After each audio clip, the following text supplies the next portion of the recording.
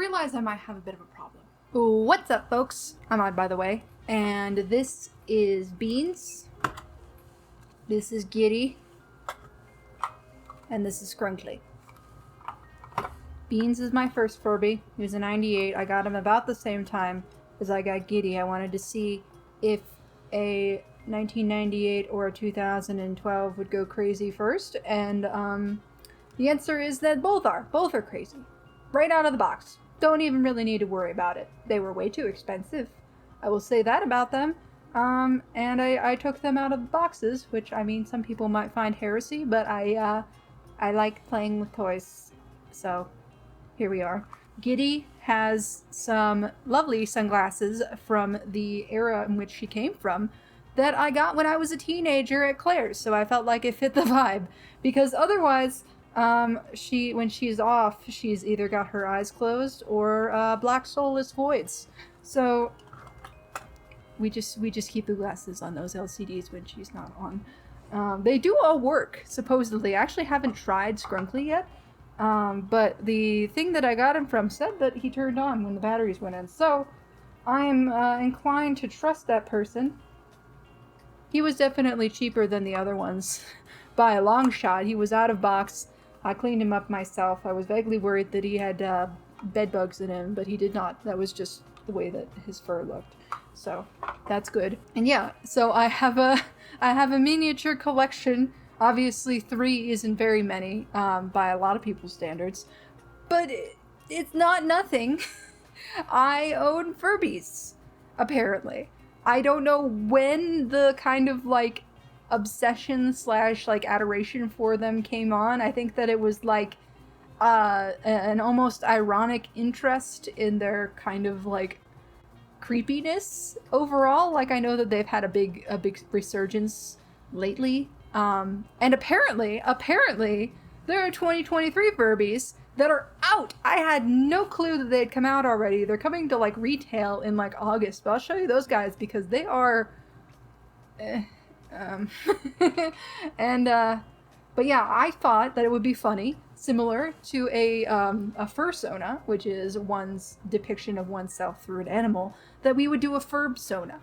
And now, there are 3 ways that I figured that I could go about this. I could make Nori into a Furby, which is, I mean, it's probably what I'm going to do for the thumbnail, but it's nothing particularly special, right? It's just putting her markings onto a Furby body. Second is to pick a Furby that I feel like I vibe with and make it me, I suppose. One that doesn't necessarily need to be one of the 3 that I have here, because they each have their own personalities. And the third is to kind of combine the second idea with almost the first idea and create my own kind of custom design for a FURBsona based off of the pre-existing skin designs. Especially for the 98s, there are a lot of them. Like a lot of them. So I figured that we would take a look through some of them, and pick some out. That would be good, right? I can words.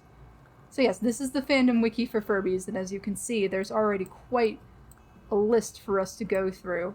We got this first generation, which are the most, I think, iconic, like just the grays and the blacks and stuff like that.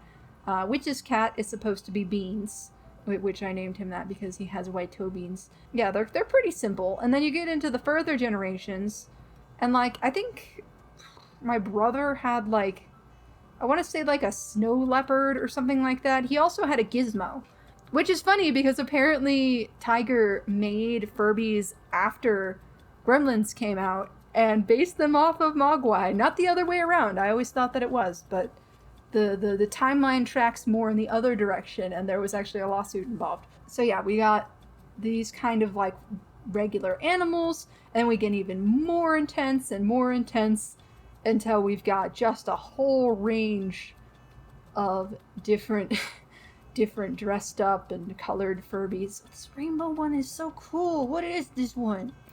I want to see. What is it? What is it prize for? A special edition was awarded to and designed by the winner of the Design a Furby contest held in 2000. Competition from November to August. Competition was back on the serial boxes. You could color a Furby in. Only 1 entry per household could be sent. People who were 17 or younger could not. Only people who were 17 or younger could enter. 3 units produced. Jeez Louise, talk about that. That's so cute though. That's so cute though. Oh, that is the Pride Furby. That is cute. Screw the kid cuisine Furby. I know that that's like the big bad lately. Okay, but like, I don't know, man. Rainbow Furby all day. Fresh new look Furbies. I was wondering. No, he couldn't be because he has white eyelids. I was wondering if maybe this could be Beans, but I don't think that it is. I don't think that it is. Initially, I was thinking, you know, I think I was thinking color change might be cool. It's similar to Leopard, which is funny because I initially, I had to re-record some of this because I didn't have my mic on and I did not pick him at all. So I guess we're going for a new vibe, right? Because I like the colors in coffee. Although the colors are pretty present. I like juicy grape. I like the colors in that one. So I'll grab that one too. I'm just trying to get a general vibe of what kind of designs that I enjoy. I like the bright colors, and I do like some of the the muted colors. My vibe is usually pretty neutral when it comes to my designs, but I feel like Furbies are also meant to be a bit colorful in my eyes. And of course we could grab Raccoon, because Nori is a raccoon, and I've often used a raccoon to represent myself, so that's obviously a thing that could be done. The ones that I like, that I haven't gotten yet, the Emototronic line though, the 2005s, these are who I want. They're a little ugly, and they're so ugly I love them. They just got that little, like, they just got that kind of sleepy face and expressive brows, and like they went for, they went big, and unfortunately they still went home. Because these were not very popular, I think, by comparison. The babies are,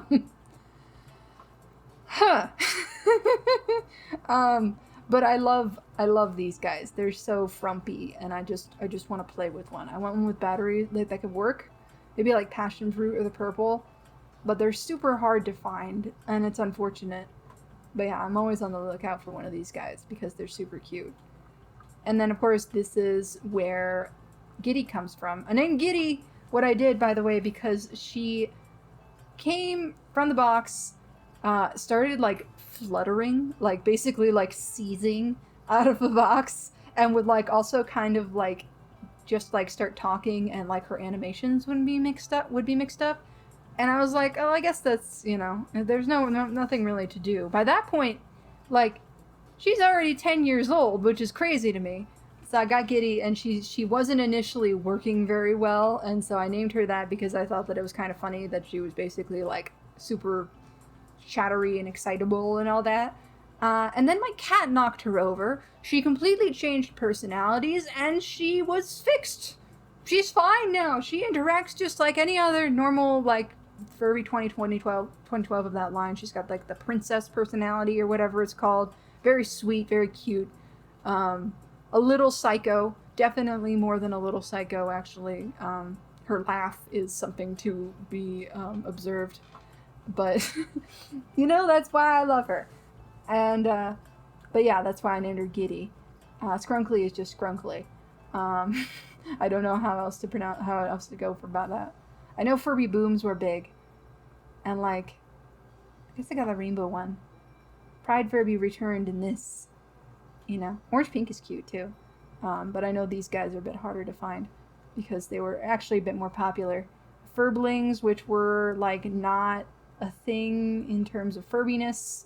Connect, I don't really know if I want. And these are the new ones. So the new ones were initially leaked a couple years ago, and everybody was like, is that like a mock-up or something? That doesn't look great. And you know, like, they're very chibi and they're very feminine. They seem cute enough, but they definitely seem like little kid toys, and apparently they're actually very similar to the Connect. And you can tell because they sound like that they're from like 2015, 2016 in terms of like the dialogue that they have. It's very like, hey girl, like, it's a little annoying and not in an endearing kind of way. It's just like, you decided to go that direction with them? Really? And, yeah, I don't know. Like, past Furbies have always been just like a little androgynous, and you could always, you could always map kind of like a personality onto them that you wanted. And like these ones, I suppose that they could be. They're definitely, they just got long eyelashes. But they seem very feminine. I don't know, like, I don't know what the vibe they were going for was. Their mouths don't move either, by the way. Their eyes do and their ears do, but they're a bit more simplistic. And I have a theory about that, by the way, into which, with all of the like AI stuff that we've been dealing with lately, and I know that this was designed years ago and there wasn't as much of a buzz about it, but like when it came to smart toys, people were getting a little creeped out by them because they seem to be harvesting data, a lot of it, and it's children's data at that, and that's not cool. And I think that may be the concern for Furbies, even if they were to just be the same as they were in 1998, and it's like a pre-programmed learning system. I mean, you saw during that era that people were concerned that they were going to start sharing pertinent information. Like, that's how realistic the learning program seemed, and it was really just like, it's just a progressive time thing. Like, Tiger had to contact the Pentagon and be like, they're not actually learning, which is crazy. So yeah, I don't know. I guess I'm glad that it's going that way. Like, it's going the way of like an interactive toy, sort of, over FURBlexa situation. What's the weather like?